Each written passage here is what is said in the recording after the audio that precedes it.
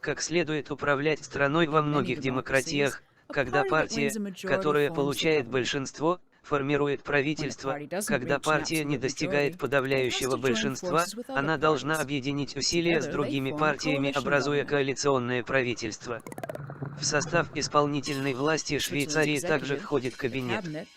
Политики из разных партий, но это не коалиционное правительство. Вместо этого швейцарцы придумали особую систему. Это то, что они называют магической формулой. Формула была впервые применена в 1959 году.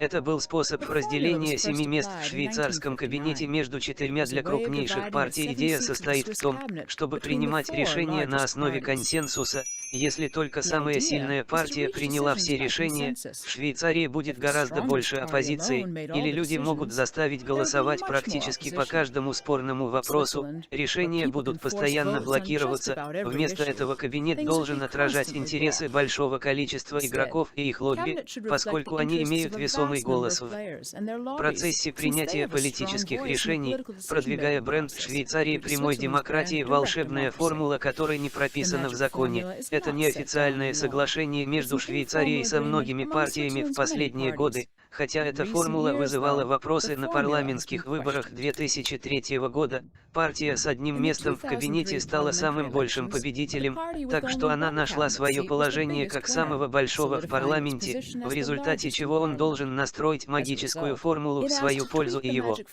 желание было удовлетворено. Уравнение еще более усложнилось несколько лет спустя, с появлением партии в кабинете министров, когда магическая формула все еще не изменилась. Состав кабинета отражает размер партий в парламенте, что является необходимым условием для обеспечения консенсусной политики.